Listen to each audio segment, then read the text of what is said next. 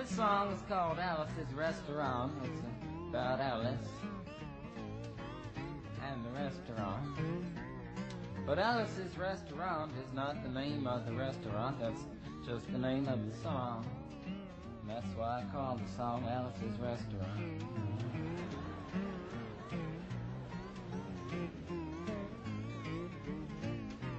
You can get anything you want at Alice's Restaurant. You can get anything you want at Alice's Restaurant. Walk right in, it's around the back, just a half a mile from the railroad track. And you can get anything you want at Alice's Restaurant. Now it all started 2 Thanksgivings ago. It was on 2 years ago on Thanksgiving when my friend and I went up to visit Alice at the restaurant. But Alice doesn't live in the restaurant. She lives in the church nearby the restaurant in the bell tower with her husband Ray and thought she's a dog. And living in the bell tower like that, they got a lot of room downstairs where the pews used to be. And having all that room, seeing as how they took out all the pews, they decided that they didn't have to take out their garbage for a long time. We got up there, we found all the garbage in there, and we decided it'd be a friendly gesture for us to take the garbage down to the city dump. So we took the half a ton of garbage, put it in the back of a red VW microbus, took shovels and rakes and implements of destruction, and headed on toward the city dump. Well, we got there, and there's a big sign and a chain across the dump saying closed on Thanksgiving, and we had never heard of a dump closed on Thanksgiving before, and with tears in our eyes, we drove off into the sunset looking for another place to put the garbage. We didn't find one till we came to a side road, and off the side of a side road was another 15-foot cliff, and at the bottom of the cliff was another pile of garbage. And we decided that one big pile was better than 2 little piles, and rather than bring that one up, we decided to throw ours down. That's what we did. Drove back to the church, had a Thanksgiving dinner that couldn't be beat, went to sleep and didn't get up until the next morning when we got a phone call from Officer Obi. He said, "Kid, we found your name on an envelope at the bottom of a half a ton of garbage, and just wanted to know if you had any information about it." And I said, "Yes, sir, Officer Obi, I cannot tell a lie. I put that envelope under that garbage." After speaking over for about 45 minutes on the telephone, we finally arrived at the truth of the matter and said that we had to go down and pick up the garbage and also had to go down and speak to him at the police officer station. So we got in the red VW microbus with the shovels and rakes and implements of destruction and headed on toward the police officer station. Now, friends, there was only 1 or 2 things that Obi could have done at the police station, and the first was that he could have given us a medal for being so brave and honest on the telephone, which wasn't very likely and we didn't expect it. And the other thing was that he could have bawled us out and told us never to be seen driving garbage around the vicinity again, which is what we expected. But when we got to the police officer station, there was a third possibility that we hadn't even counted upon, and we was both immediately arrested, handcuffed. And I said, "Obi, I don't think I can pick up the garbage with these handcuffs on." He said, "Shut up, kid. Get in the back of the patrol car," and that's what we did. We sat in the back of the patrol car and drove to the, quote, scene of the crime, unquote. I want to tell you about the town of Stockbridge, Massachusetts, where this happened here. They got 3 stop signs, 2 police officers and 1 police car. But when we got to the scene of the crime, there was 5 police officers and 3 police cars, being the biggest crime of the last 50 years, and everybody wanted to get in a newspaper story about it. And they was using up all kinds of cop equipment that they had hanging around the police officer station. They was taking plaster, tire track, footprints, dog-smelling prints, and they took 27 8x10 colored glossy photographs with circles and arrows and a paragraph on the back of each one explaining what each one was to be used as evidence against us. Took pictures of the approach, the getaway, the northwest corner, the southwest corner, and that's not to mention the aerial photography.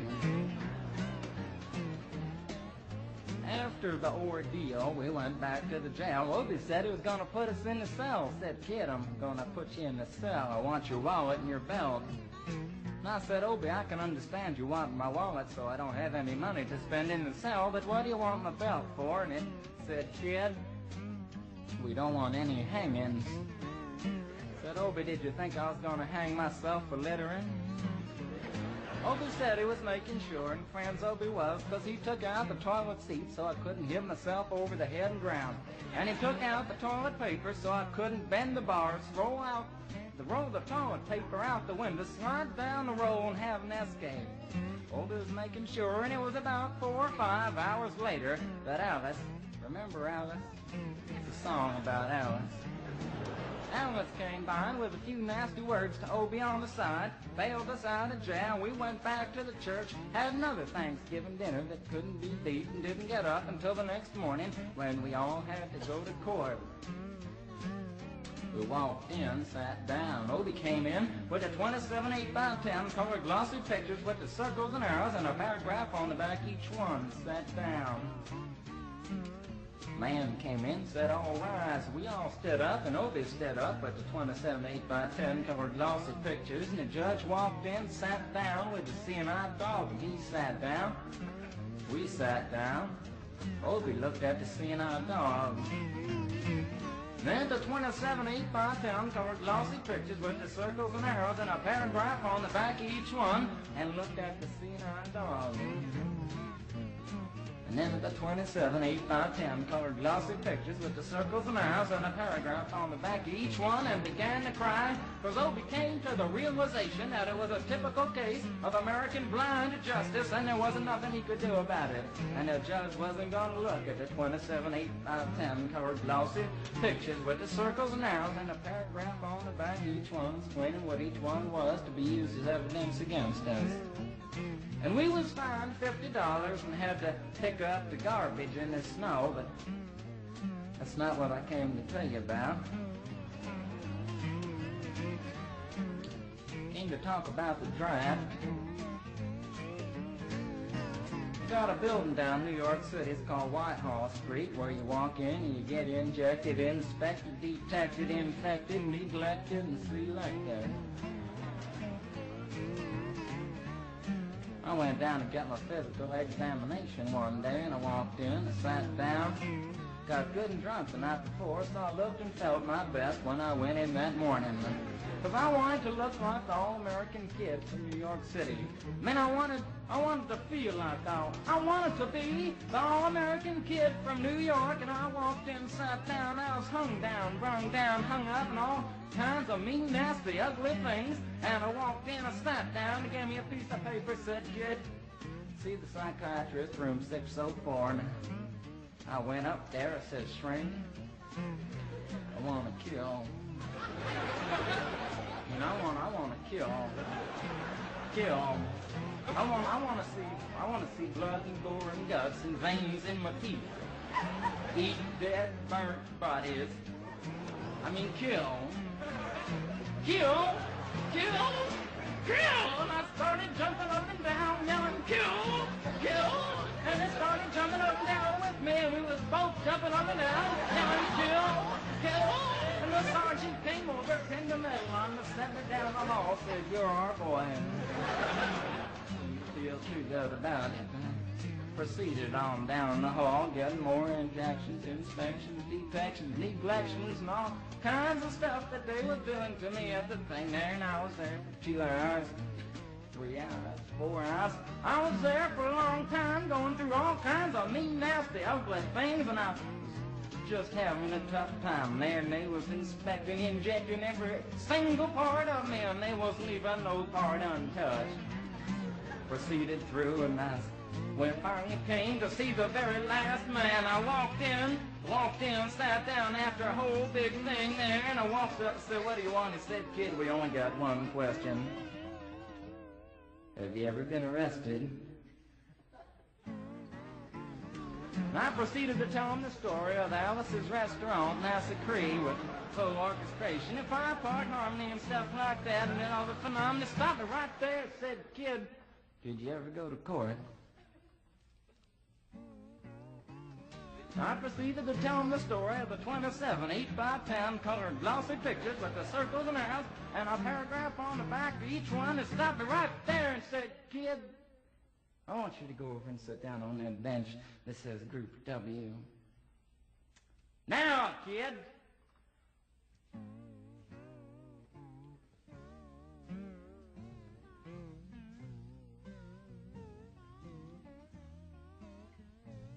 And I walked over to the bench there, and there's Group W is where they put you if you may not be moral enough to join the army after committing your special crime. And there was all kinds of mean, nasty, ugly-looking people on the bench there.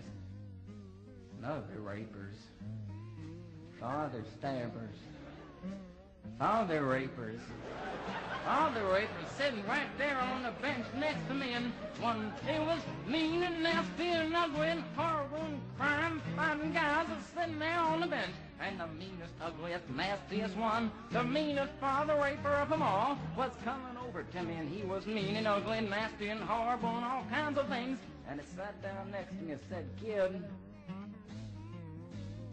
what'd you get?" I said, "I didn't get nothing. I had to pay $50 and pick up the garbage."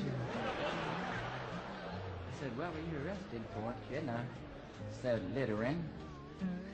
And they all moved away from me on the bench there, and the carry eyeball and all kinds of mean, nasty things, till I said, "And creating a nuisance," and they all came back, shook my hand, and we had a great time on the bench talking about crime, mother stabbing, father raping, all kinds of groovy things that we was talking about on the bench. And everything was fine. We were smoking cigarettes and all kinds of things until the sergeant came over, had some paper in his hand, held it up, and said, "Kids, this piece of paper's got 47 words, 37 sentences, 58 words. We want to know details of the crime, time, the crime, and out the kind of thing you got to say, 10 about the crime, want to know the rest of the officer's name, and out the kind of thing you got to say in the top." 45 minutes, and nobody understood a word that he said, but we had fun filling out the forms and playing with the pencils on the bench there. I filled out the massacre with the 4-part harmony and wrote it down there just like it was, and everything was fine, and I put down a pencil and I turned over the piece of paper, and there on the other side, in the middle of the other side, away from everything else on the other side, in parentheses, capital letters, quotated, read the following words: "Kid, you rehabilitated yourself." I went over to the sergeant and said, "Sergeant, you got a lot of damn gall to ask me if I've rehabilitated myself. I'm sitting here on the bench. I'm sitting here on the Group W bench because you want to know if I'm moral enough to join the army, burn women, kids, houses, and villages after being a litter bug." He looked at me and said, "Kid, you don't like your kind, and we're going to send your fingerprints off to Washington, and friends, somewhere in Washington, enshrined in some little folders, and study in black and white of my fingerprints. And the only reason I'm singing you this song now is because you may know somebody in a similar situation. Or you may be in a similar situation, and if you're in a situation like that, there's only one thing you can do. Is walk into the shrink wherever you are. Just walk in and say, 'Shrink, you can get anything you want at Alice's restaurant,' and walk out. If just one person does it, they may think he's really sick and they won't take him. And if two people do it in harmony, they think they're both faggots and they won't take either of them. and if 3 people do it, 3, can you imagine 3 people walking in, singing a bar, Alice's restaurant, and walking out? They may think it's an organization. And can you imagine 50 people a day? I've said 50 people a day walking in, singing a bar, Alice's restaurant, walking out. And friends, they may think it's a movement. And that's what it is. The Alice's Restaurant Anti-Massacre movement. And all you gotta do to join is to sing it the next time it comes around on the guitar. With feeling. So we'll wait till it comes around on the guitar here. Sing it when it does.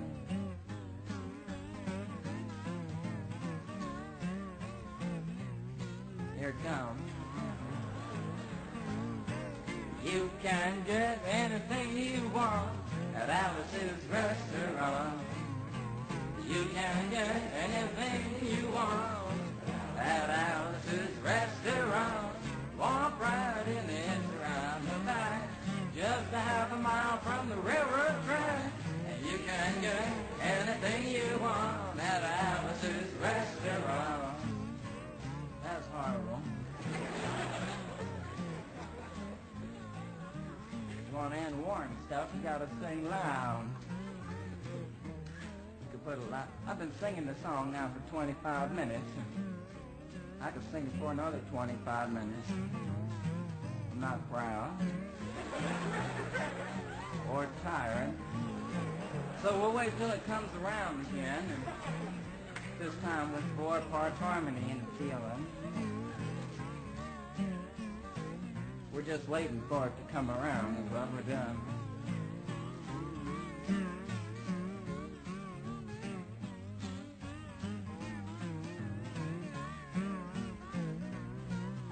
Alright now.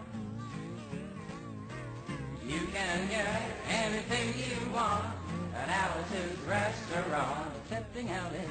You can get anything you want at